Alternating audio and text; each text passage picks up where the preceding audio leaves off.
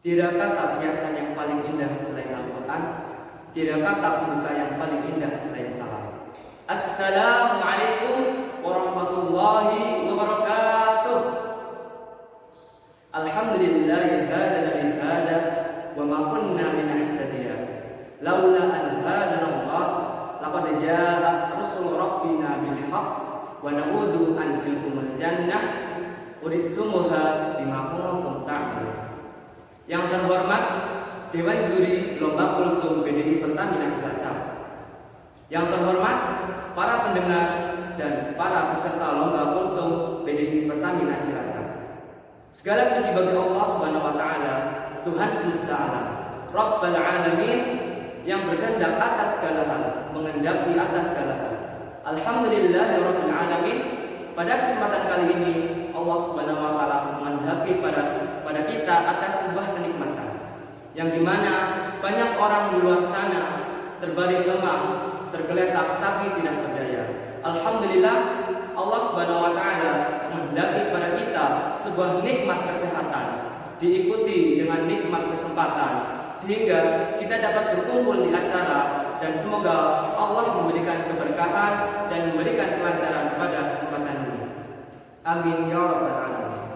Salam serta sholawat marilah kita sanjungkan kepada suri tauladan kita Rasulullah Muhammad sallallahu alaihi wasallam, yang mana berkat jasa-jasanya beliau telah mengeluarkan kita dari labirin kesesatan, yang telah mengeluarkan kita dari zaman jahiliyah menuju zaman Islamiyah, yang telah membawa kita dari zaman memakai onta dan sekarang zaman memakai mobil bijak Toyota. Semoga kita senantiasa menjadi umatnya yang istiqomah dan mendapatkan syafaatnya di yaumil qiyamah nanti. Amin, amin ya rabbal alamin. Perkenankanlah saya Rafif Isnandul Aziz dari Pesantren Tahfiz Nurul Ihsan akan membawakan kultum dengan judul Al-Quran adalah jiwaku, tanpanya hidupku tidak bermakna. Hadirin rahimakumullah, Al-Quran merupakan kalam Allah yang diturunkan kepada Rasulullah Muhammad SAW melalui perantara malaikat Jibril, ditujukan kepada umat manusia supaya manusia memiliki pedoman untuk melaksanakan kehidupan di dunia dan di akhirat. Allah Subhanahu wa taala berfirman dalam Quran surat Al-Baqarah ayat 2. A'udzu billahi minasy syaithanir rajim. Bismillahirrahmanirrahim. Dzalikal kitabu la raiba fihi hudan lil muttaqin. Yang artinya kitab ini Al-Quran merupakan sebuah pedoman, sebuah petunjuk dan tidak ada keraguan. Merupakan sebuah pedoman bagi orang-orang yang bertakwa. Al-Quran ini diturunkan secara berkala dalam waktu 22 tahun, 2 bulan, 22 hari.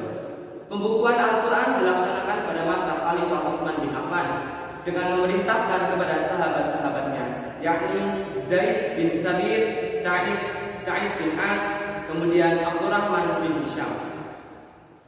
Kemudian begitulah pejuang-pejuang Islam pada zaman terdahulu, begitu tangguh, begitu rela berkorban, mengorbankan segala sesuatu hanya untuk mendakwahkan agama Islam dan mendakwahkan Al-Quran. Untuk itu, marilah kita mulai dari diri kita sendiri untuk mulai mempelajari, mendalami ilmu-ilmu yang terdapat dalam Al-Quran. Seperti yang dikatakan oleh Rasulullah SAW, yang artinya, barang siapa orang yang mau membaca Al-Quran dengan benar, maka Allah akan menempatkannya bersama para malaikat-malaikat yang patuh terhadap Allah. Dan kemudian bagi orang-orang yang mau membaca Al-Quran namun masih sedikit terbata-bata dan masih sedikit ada kesulitan ketika membacanya, maka Allah Subhanahu wa taala akan memberinya 2 pahala. Hadis riwayat Baihaqi. Kemudian dalam sabda Rasulullah SAW yang selanjutnya adalah, barang siapa orang-orang yang sibuk dengan Al-Quran, sangat-sangat sibuk dengan Al-Quran hingga dia lupa untuk berzikir, hingga dia lupa untuk memohon pada Allah Subhanahu wa taala, maka Allah Subhanahu wa taala insyaallah akan senantiasa memberinya kebaikan-kebaikan, dan Allah Subhanahu wa taala akan memberinya keutamaan-keutamaan yang lebih bagus daripada orang-orang yang memohon. Hadis riwayat Tirmizi. Hadirin rahimakumullah, ada beberapa fadilah-fadilah, keutamaan-keutamaan dan keistimewaan bagi orang yang sibuk dengan Al-Quran. Yang pertama, Al-Quran adalah akan memberikan pedoman bagi orang-orang yang mau membacanya. Al-Quran akan memberikan petunjuk kepada jalan yang lurus. Hidupnya akan selalu senantiasa diiringi oleh kebaikan dan kebenaran. Sebelum Al-Quran juga sudah ada beberapa firman-firman Allah yang sudah turun. Yang pertama berupa suhuf atau lembaran-lembaran, kemudian diikuti dengan kitab Zabur, Taurat, dan Injil.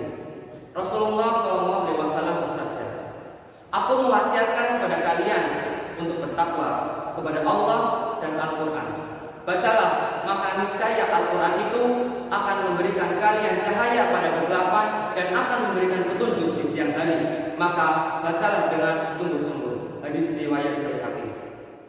Dalam Al-Quran, Allah Subhanahu wa Ta'ala juga telah menyebutkan dalam Quran surat Al-Isra ayat 9, "A'udzu billahi minasyaitonir rajim. Bismillahirrahmanirrahim. Inna hadzal Qur'ana yahdi lillati hiya aqwam wa yubashshirul mu'minin wa yubashshirul mu'minina alladziina ya'maluna as-salihati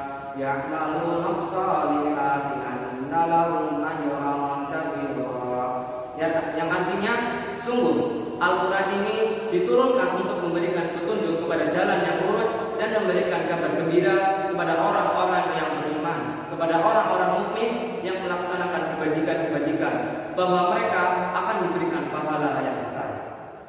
Kemudian ada lagi keistimewaan-keistimewaan yang disebutkan oleh Sayyid Muhammad bin Alwi Al-Maliki dalam kitabnya, yaitu kitab Faraj Al-Ilmiyah. Yang pertama, keistimewaan yang akan diberikan kepada orang yang sibuk dengan Al-Quran, yakni mereka akan diakui sebagai keluarga Allah. Yang kedua, mereka akan ditempatkan bersama dengan malaikat-malaikat yang senantiasa patuh kepada Allah. Yang ketiga, Al-Quran itu adalah merupakan hidangan yang Allah berikan. Barang siapa orang yang sibuk dengannya, barang siapa orang yang selalu berinteraksi dengan Al-Quran, maka Allah Subhanahu wa Ta'ala akan senantiasa memberinya jaminan keamanan. Yang keempat, rumah bagi para penghafal Al-Quran akan senantiasa dihadiri oleh para malaikat. Yang kelima, rumah bagi para penghafal Al-Quran akan senantiasa menyinari penduduk langit. Kemudian yang ketujuh, Al-Quran akan memberinya banyak sekali kebaikan. Dan kemudian Al-Quran sebagai pembersih hati. Sebagaimana sabda Rasulullah SAW, "Inna hadzal quluba tasda'a kama yasda'ul hadid wa ma huwal ma'u." Qila, "Ya Rasulullah, wa ma jala'uha?" Qala, "Kasratu dzikril maut wa tilawatil Qur'an." Yang artinya, Rasulullah SAW bersabda, ada seseorang yang mengatakan bahwa hati itu bisa korosi atau berkarat. Kemudian ada yang juga mengatakan, bagaimana cara membersihkan hati yang korosi tersebut? Kemudian Rasulullah menjawab, cara mengobati hati yang korosi tersebut atau berkarat adalah dengan memperbanyak untuk mengingat kematian dan memperbanyak tilawah Al-Quran. Yang kemudian keistimewaan yang selanjutnya adalah Al-Quran akan memberikan manfaat bagi dirinya, bagi orang tua dan orang-orang yang mendengarnya. Kemudian Al-Quran akan memberikan syafaatnya. Kemudian Al-Quran akan memberinya kepada derajat-derajat yang lebih tinggi. Dari Abdullah bin Umar radhiyallahu anhu bahwa Rasulullah SAW pernah bersabda bahwa di hari kiamat kelak nanti akan ada yang menyerukan kepada ahlul Quran, bacalah Quran terus hingga engkau naik. Bacalah dengan tartil sebagaimana engkau membacanya tartil ketika di dunia. Maka tempatmu adalah ayat-ayat yang engkau baca. Hadis riwayat Tirmizi. Kemudian keistimewaan yang selanjutnya adalah Al-Quran akan senantiasa menolongnya, dan Al-Quran akan membuat orang yang membacanya memiliki bau yang sangat harum sehingga membuat harum orang-orang yang di sekitarnya. Hadirin yang saya hormati, kemudian bagaimana apa yang terjadi kepada orang-orang yang lalai, orang-orang yang sengaja membiarkan Al-Quran, orang-orang yang sengaja menganggap remeh Al-Quran. Yang pertama, orang tersebut yang pasti akan dianggap kafir, mereka tidak beriman. Yang kemudian, orang-orang yang sengaja melalaikan Al-Quran, mereka akan hidup dalam kesesatan, hidupnya tidak teratur. Mereka senantiasa bermaksiat, mereka tidak pernah mau menyembah Allah, mereka senantiasa menyekutukan Allah. Dan yang terakhir, mereka akan dimasukkan ke dalam api neraka. Nauzubillah tsumma nauzubillah. Hadirin sekalian, tanpa Al-Quran memang hidup kita sangat tidak bermakna. Tanpa Al-Quran hidup kita sangat sunyi.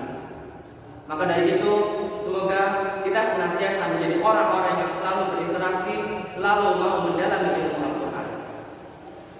Tak banyak yang bisa dapat saya sampaikan. Semua pelajaran-pelajaran manfaat dan hikmah yang diambil hanya datang dari Allah, dan semua kesalahan-kesalahan yang terucap datang dari diri saya. Untuk itu saya meminta maaf yang sebesar-besarnya. Syukran ala husni imamikum. Terima kasih atas perhatiannya. Undur maqala wa la tandur maqala. Billahi taufiq wal hidayah wa ridha wal inayah. Wassalamu alaikum warahmatullahi